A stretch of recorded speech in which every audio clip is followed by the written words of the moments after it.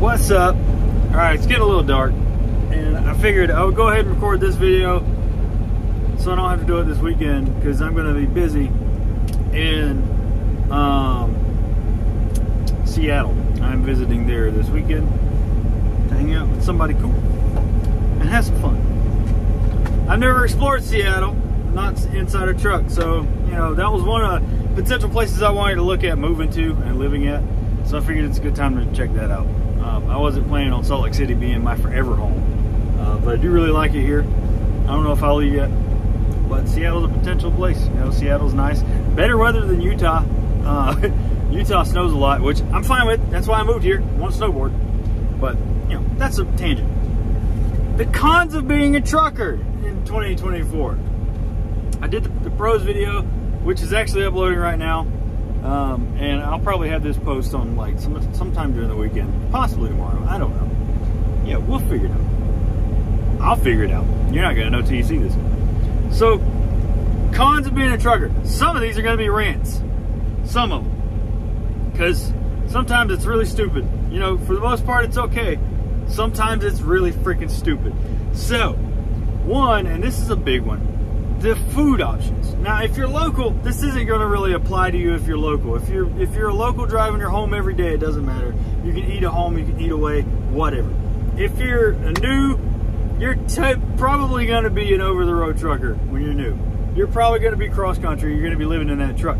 So the food options suck. The food options are terrible for truckers.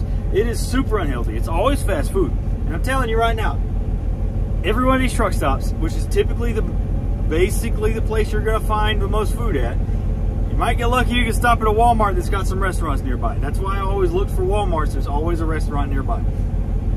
Almost always. But it's fast food at truck stops, man. It's going to be McDonald's, Arby's, sometimes Taco Bell, Subway. Subway's freaking everywhere all the time.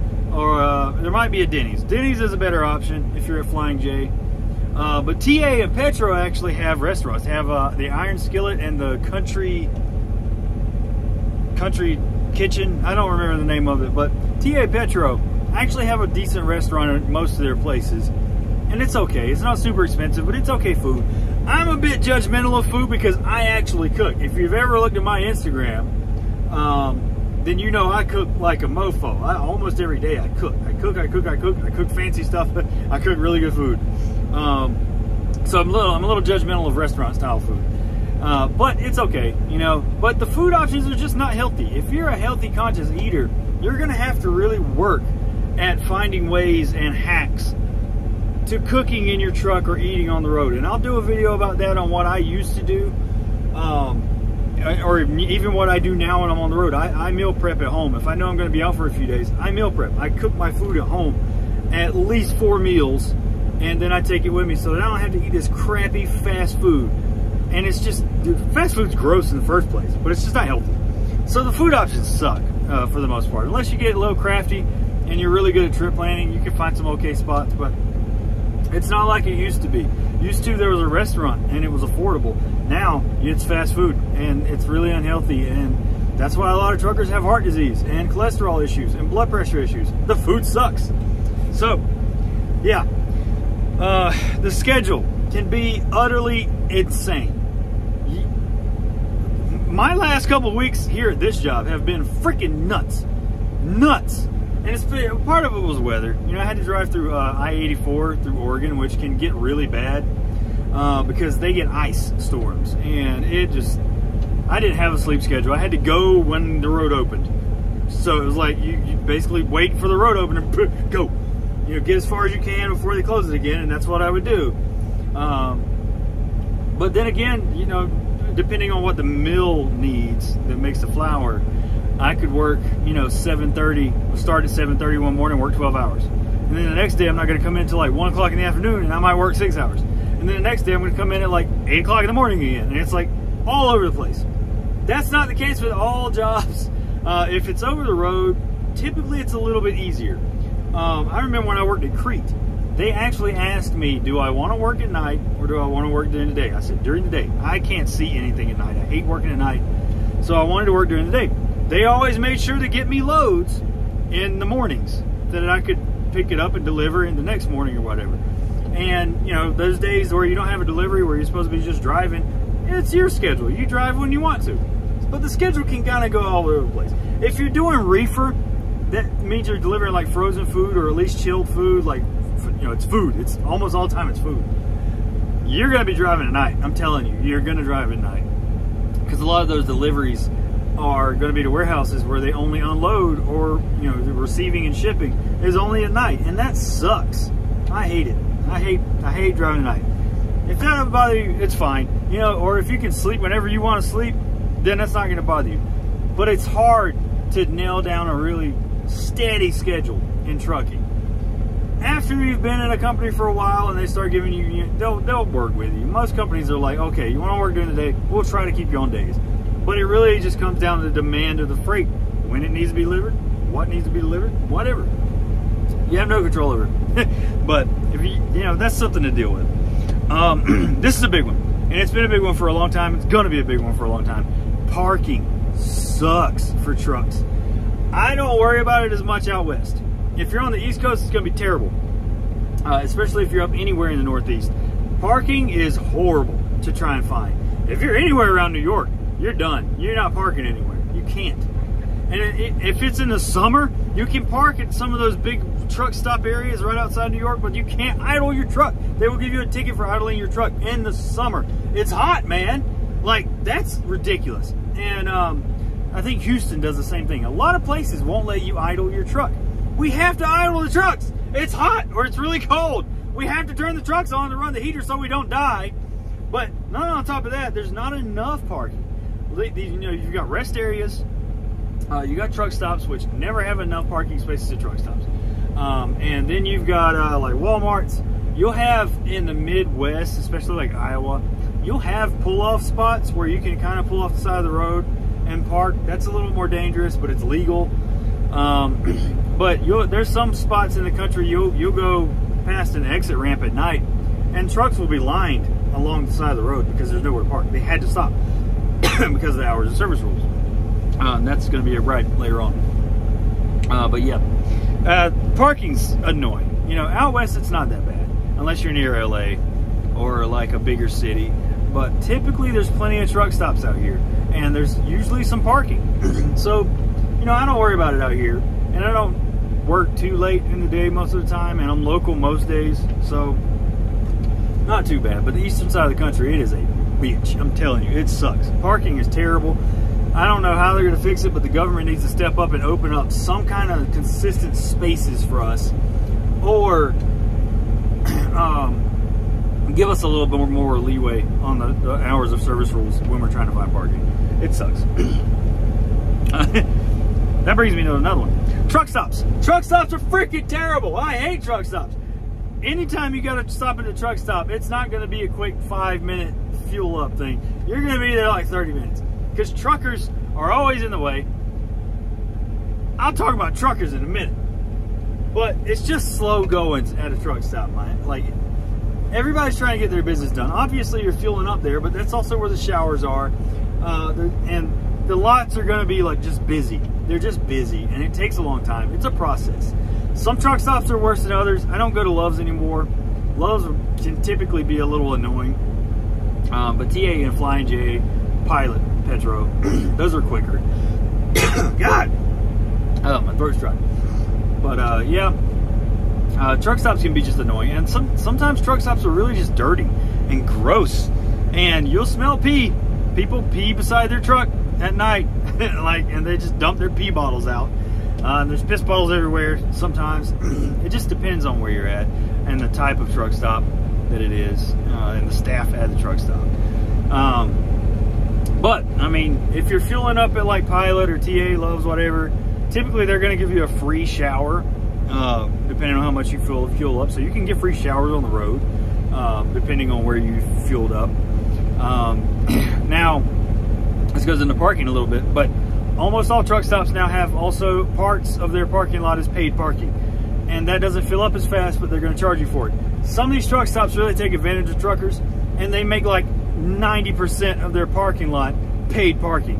That should be illegal. I don't agree with it. It's bullshit, and they're basically extorting truckers for money. It sucks.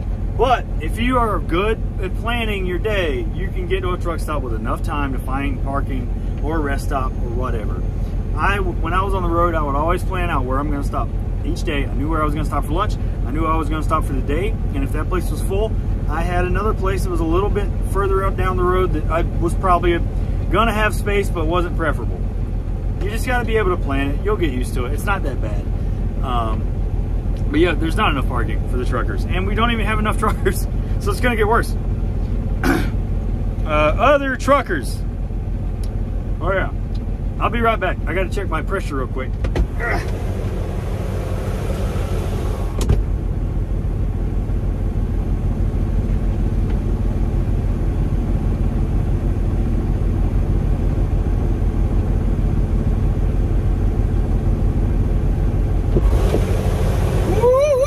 It's cold outside. So, other truckers. I've told many people this. Other truckers are the worst part of trucking, honestly. Like, I'm playing on my CB radio right now. I don't use my CB because, look, I'm not bringing politics into it or anything like that, but a lot of truckers are a certain type of person, and I don't care where you stand politically. That's whatever. I'm kind of in the middle, honestly. But a lot of truckers are just kind of narrow-minded and bigoted and racist and straight up kind of stupid. Not all. I mean a lot of them. And by a lot of them, I mean a lot of the people that are always on the CB talking crap to each other. They are so rude. Truckers are rude and selfish. Not all truckers, mind you, but there's enough of them for it to be a freaking problem.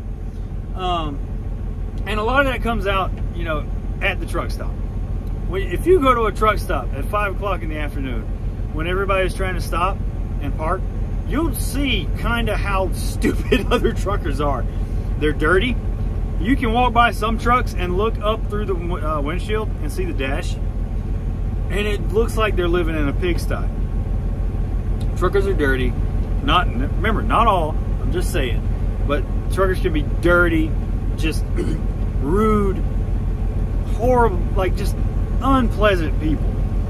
And I'm not saying that as like an antisocial kind of person. Some truckers are really clean and organized, but they are the most annoying part of the job. They'll get in your way. They're rude on the road. They're rude. They'll cut you off. They'll talk shit to you on the CB radio. You know, you'll be in a truck that's governed at 68 miles per hour. It won't go any faster. It will not go faster, but you'll have some douchebag behind you in his giant old, 80s Peterbilt that'll do 75, but he'll get right on your butt, jump on the CB and talk trash to you. You're like, go faster, trucker, what are you doing? I've never had that happen to me, but I know they'll do it. And like, go around. There's another 2 lanes. Go around in your big stupid truck. Don't get on my butt. Truckers are the worst for tailgating you. They're the worst for cutting you off. And they're just, And every one of them thinks that they're the smartest person on the road. They do. Truckers think that they are the smartest person on the road. They act like everyone else is an idiot, when everyone else is just doing normal stuff. Now, granted, there are some idiots on the road. I'll talk about that in a minute. But, yeah, truckers can make it kind of unpleasant. The chatter that you hear in truck stops is mind-numbing. Especially if you go to a truck stop bathroom. Oh my God. The dredges of society are at the truck stop bathroom. Like, I'll stop on that one. The DOT and the hours of service. Talk about hours of service. We're only allowed to drive 11 hours a day. God. And we're only allowed to work 14 hours a day. Life gets in the way, man. Sometimes those hours are gonna go over, and the DOT is waiting like sharks to catch you on everything. When you pull into a weigh station, they're gonna find something wrong with your truck. It doesn't matter how good of a pre-trip you did that day. The DOT can find something wrong with your truck if they really want to, and they'll ding you for it. The DOT are assholes. Nobody likes them. They're at the weigh stations. They're on the road sometimes. Sometimes they have mobile weigh stations. They'll just stop you to get you for no reason. When I went through Oregon not long ago, I didn't know I had to have 6 chains. I had 4 chains on my truck, but I didn't know I had to have 6. Got pulled into the weigh station, and their only purpose there wasn't to help truckers out. It was to give tickets out if truckers didn't have enough chains. Mind you, you could have had 6 chains, and 1 would break. Chains will break. They were giving truckers tickets. Now, I got a pretty cool guy. I was like, look, I got these 4 chains. He's like, well, you actually need 2. I was like, oh, I didn't know that actually. But there was a truck stop literally right there. And I was like, I'm actually going right here at this truck stop to park for the night. I can get new chains. He's like, oh, okay, we'll do that. You know, he was fine with it. So he was cool. He didn't give me a ticket or anything, but he just let me know. It was like, hey, you got to have 6 chains in Oregon. All right, cool. But they prey on you. And they use those hours of service violations like, it's just annoying. You will learn pretty quickly to not like the DOT. The hours of service in the DOT do not help. They are just in the way. They're annoying. The weather. Weather for truckers can get worse. Because think about Wyoming. Wyoming is one of the most dangerous states for truckers. The wind in Wyoming can hit 80 miles per hour. I'm not kidding. That's like hurricane level wind on a normal day in Wyoming. If you have an empty trailer, it will blow your truck off the road. I'm not kidding. It will blow the truck off the road. It will roll over. You could get hurt. You could get killed. Most of the time, they're going to close the roads. If you're going through Wyoming, you have to keep an eye on road conditions. They might close the road. You don't want to be on that road when they close it. You need to go around it or wait it out. And then Wyoming in the winter is just ice and snow and wind. It's very, very dangerous for truckers. And that's about it. I mean, when you're in a truck like this and you start to lose control if you hydroplane or slide on ice, it's way worse. It's way, way worse. You're going to get more damage. It's going to be a bigger accident. You're liable to get more hurt, and you're liable to hurt somebody else. So you just have to be careful. And always keep an eye on weather and road conditions when you're driving a truck. That is part of your job, is to be safe. So that's just all I got to say about it. Last con to trucking. It's probably not a last con. There's a few cons, but most of them are just nitpicks. This is a big one. What we call four-wheelers. These are normal people on the road in normal cars. For some reason, people hate truckers. And they will cut you off, they'll flip you off, they'll get in your way, they'll brake check you. They'll act like you're the worst thing on the planet Earth for some reason. When we're super important to their well-being and their life, they act like we're in the way.